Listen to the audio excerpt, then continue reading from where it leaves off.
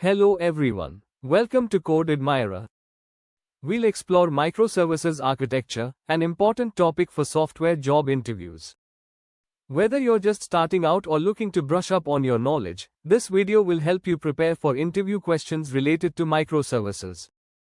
We'll cover key concepts, common questions, and best practices to boost your confidence.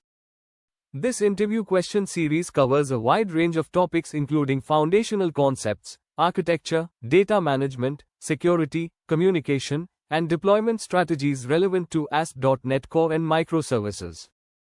In today's session, we'll explore basic concepts of microservices and brief overview of ASP.NET Core topics. If you have a specific topic related to interview questions that you'd like us to cover, please let us know in the comments. Let's get started. 1.10 Basic concepts of microservices. 1. What are microservices? Microservices are an architectural style that structures an application as a collection of small, autonomous services modeled around a business domain.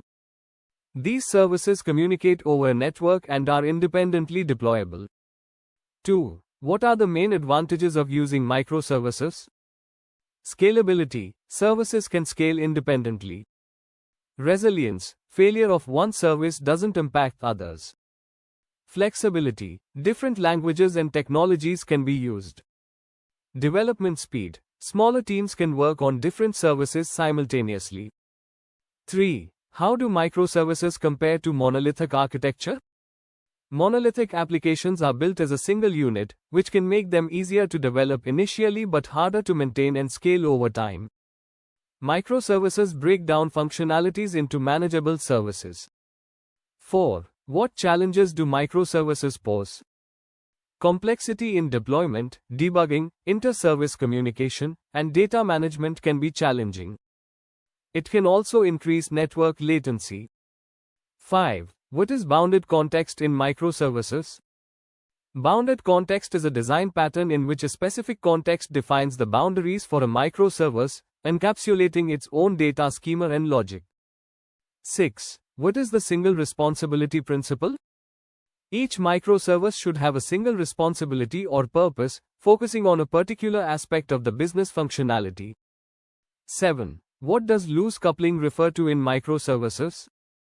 Loose coupling means that services are independent of each other, allowing them to be modified or replaced without affecting other services. 8. Explain the microservices architecture in ASP.NET Core. It involves creating small, self-contained services that communicate through APIs, using a framework like ASP.NET Core for building these services, and leveraging Docker or Kubernetes for deployment. 9. What is a service mesh? A dedicated infrastructure layer that manages service-to-service communication, providing features like traffic management, load balancing, and security. 10. What is a hybrid microservices architecture? A combination of monolithic and microservices architectures where certain components of a system operate as microservices, while others remain monolithic. 11.20 ASP.NET Core Overview. 11. What is ASP.NET Core? ASP.NET Core is a cloud-optimized web framework designed for building modern web apps and services that can run on any platform. 12. Explain the middleware in ASP.NET Core. Middleware are components assembled into an application pipeline to handle requests and responses. Each component has the ability to process requests and responses. 13. What are the benefits of using dependency injection in ASP.NET Core? Facilitates the testing of components, promotes loose coupling, and improves the maintainability and flexibility of an application. 14. How is configuration handled in ASP.NET Core? Configuration can be managed through various providers, JSON, XML, environment variables, command line arguments, and supports a flexible binding to NET objects. 15. What is the difference between "I application builder" and "I service collection"? "I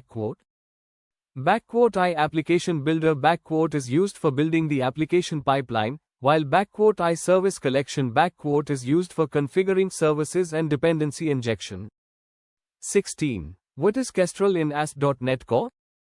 Kestrel is a cross-platform web server for ASP.NET Core that handles HTTP requests. It can be used as a standalone server or behind another web server like ASP. 17. How do you handle error handling in ASP.NET Core?